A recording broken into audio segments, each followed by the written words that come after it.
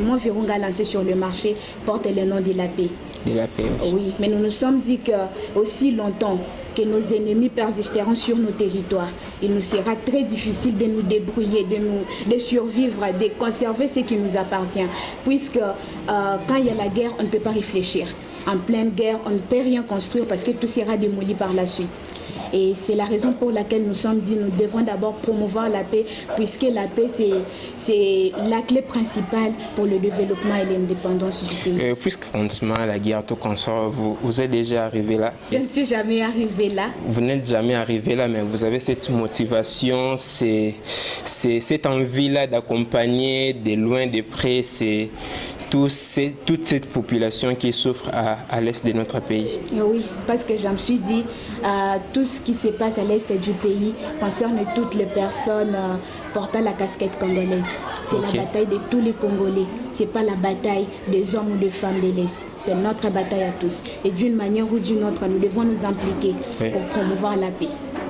Et parce qu'on voit certaines jeunes filles se donnent à plusieurs pratiques qui ne sont pas assez bonnes. Mais vous vous êtes dit d'entreprendre. Et quelle a été votre source de motivation? Ma source de motivation, comme je l'ai toujours dit, est liée à mon histoire en fait. Oui.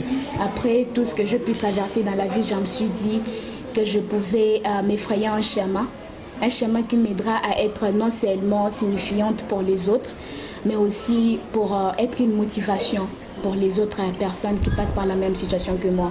C'est en plus pour soutenir d'une manière ou d'une autre les jeunes comme moi, les enfants déprimés, en fait, les démunis en général, leur donner une lueur d'espoir, un sourire. Et raison pour laquelle vous me voyez, je suis trop attachée à l'Est parce que c'est là qu'on retrouve pas mal d'enfants orphelins. Trouver pas mal des orphelins. Vous avez cette idée-là parce que Dieu vous a fait grâce d'avoir cette connaissance et vous avez cette idée-là de commencer à apprendre à certaines jeunes, tout comme jeunes filles, à apprendre sur l'agroalimentaire. Bien sûr, j'aimerais un jour qu'il y ait un réseau, de personnes compétentes, de personnes qui réfléchissent, de personnes qui voient le monde d'une autre façon, pas de personnes qui se soumettent à une certaine règle de la vie, mais de personnes qui ont envie d'apporter quelque chose au monde, d'apporter une touche à ce que nous avons déjà trouvé. Et il y a ceux-là qui se mettent à la maison sans rien faire, tout en restant à la maison. Quel conseil vous pouvez les prodiguer pendant le moment où on est dans le plein chômage? Je venais de le dire en parlant des origines de l'entreprise. J'avais dit quelque part que aussi longtemps que nos ennemis vont rester sur nos territoires, il nous sera très difficile de nous battre pour ce qui nous appartient. Et du coup, l'unique façon de nous débarrasser de nos ennemis, c'est de nous prendre en charge, puisque nous sommes vraiment au dépens de nos propres ennemis. Nous avons la main tournée vers l'extérieur. Nous ne produisons rien chez vous. Nous ne faisons rien pour notre pays. Tout ce dont nous avons besoin, l'éducation, les habits, les vêtus, la nourriture, tout ce dont nous avons besoin provient de l'extérieur. Et l'unique manière de nous débarrasser de notre ennemi, c'est de nous prendre en charge. Et la bonne nouvelle est que la RDC a toutes les facultés possibles pour nous aider à y arriver. Il suffit juste de changer nos mentalités. Et parlant du changement de mentalité, je m'adresse directement aux élèves et aux étudiants qui sont les futurs cadres de ces pays. Chers étudiants, chers camarades, étudier reste l'un des plus grands secrets de la réussite d'un pays.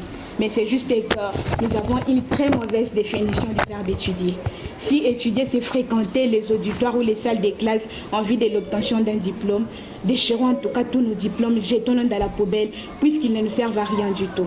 C'est très décevant de faire face à un pays comme la RDC, plein d'intellectuels, plein de diplômés universitaires, mais détruits par ses propres fils, mal gérés, puisque nos diplômes sont souvent de papier que nous obtenons en échange de billets de banque, ou carrément ce sont des parchemins qui nous servent de visa sur le marché d'emploi. Les études en RDC, pour ne pas parler de l'Afrique, sont perçues comme, je peux dire, comme une simple formalité. Certains vont à l'école juste pour brûler le temps avant d'embrasser une carrière qui n'a aucun rapport avec les études faites. Sans objectif. Ouais. D'autres y vont juste pour